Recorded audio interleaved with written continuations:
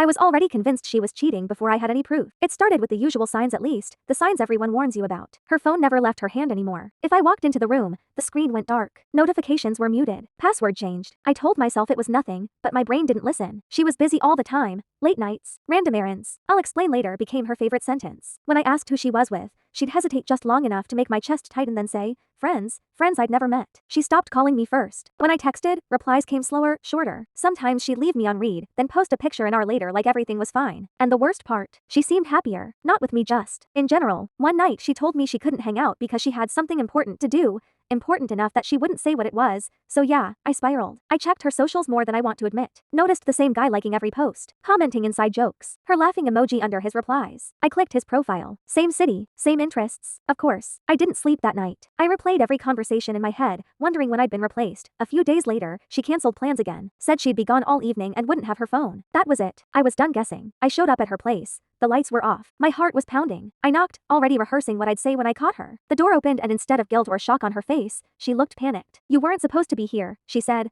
That hurt more than anything. Before I could say a word, someone else stepped into view behind her. My stomach dropped, but then, I recognized him. It was my older brother, and suddenly, nothing made sense. They both started talking at once, tripping over their words, until she finally grabbed my hand and pulled me inside. The living room was filled with boxes, decorations, a banner half hidden behind the couch. She took a breath. I thought you knew I was acting weird, she said. I didn't think you thought that. Turns out, the late nights weren't dates, the secrecy wasn't messages, the guy online wasn't flirting, he was helping plan. They'd been working together for weeks on a surprise, a huge birthday setup, gifts I'd mentioned months ago, friends flying in, even a video she'd been secretly recording messages for. The reason she laughed at her phone? Planning updates. The reason she dressed nicer? Meetings. The reason she stopped wearing my hoodie? Because she didn't want to ruin it before giving it back to me framed, with a note inside. She hugged me hard. I'd never do that to you, she whispered. I just wanted this to be perfect. All the fear drained out of me at once, replaced by something warm and a little embarrassing. I'd spent weeks bracing for heartbreak. Instead, I walked into proof that sometimes, love looks suspicious when it's working behind the scenes.